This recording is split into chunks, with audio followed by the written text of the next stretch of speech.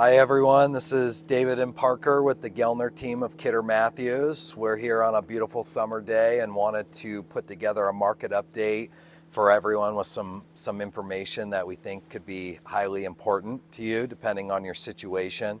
To kick this off, first and foremost, the first item we wanted to talk about is the Washington State's changes to the estate tax and what those tax rates look like. This recently happened within the last 30 days.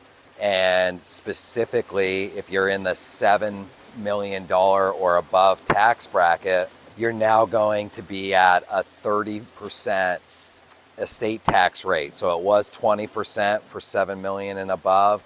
Now 7 to 9 million is at 30%. 9 million and above is at 35%.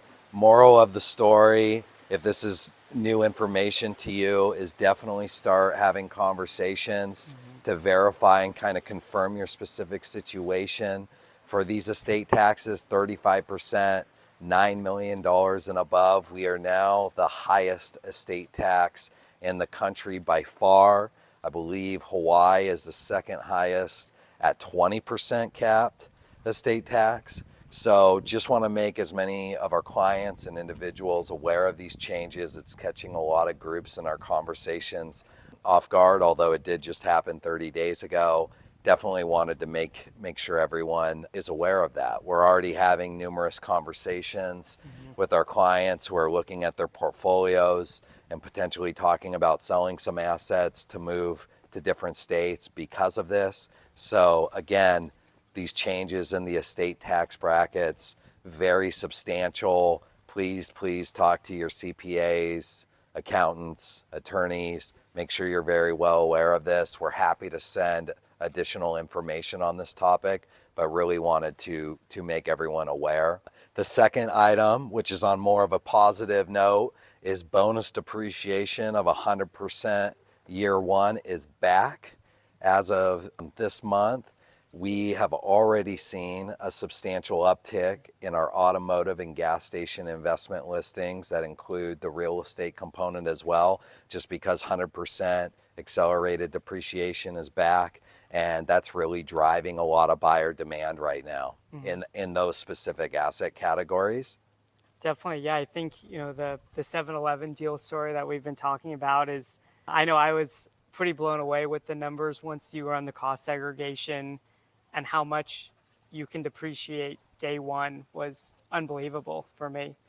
Really good option for groups, especially higher net worth groups who are looking for some reasons to buy real estate and get that tax benefit, especially the high income groups. So if you have any questions on that, please reach out to us. But bonus depreciation is back. If you need a contact to run some studies, we have a great contact and referral that we're happy to send their contact information over. So please reach out to us with any questions. But overall, we believe that we're going to see a lot of demand, an uptick of demand from what we've seen, especially on the automotive side of things. So gas station, AutoZone, O'Reilly Auto Parts, Valvoline.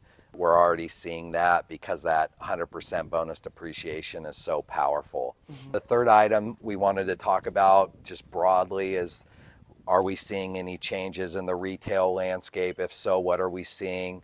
The biggest item or category that we are seeing shifting landscape is in medium and big box assets. Specifically, we're seeing vacancy rates uptick in that category, which we think is really important to cover, because sometimes when you see articles come out for retail, you really have to segment and separate out, is it shop space? Is it medium box space versus big box space? We're still seeing shop space vacancy around or under 3% for the market at large. So that's still very competitive in a landlord favorable market.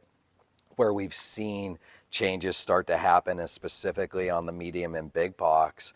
Vacancy rates are going up, and it's essentially been driven because of three major tenants. We obviously have had the Rite Aid bankruptcy in the works this year, starting to go through at those stores. So Rite Aid and Bartell stores, there's many dozen stores in the Northwest that are closing down. There were 39 of those Rite Aid Bartell stores that are now rebranding as CVS for those ownership groups. On top of the Rite Aid bankruptcy, we've had Big Lots. That bankruptcy is kind of unfolded along with At Home stores as the most recent kind of bankruptcy participant. So essentially, because of three large corporate tenants having financial issues, that has really increased the amount of medium and big box vacancy on the market. However, we are selling 3 vacant drugstores at the moment, and you want to talk a little bit about the activity we've been seeing? Yeah, we've seen great activity on all of them actually, predominantly from owner user grocer back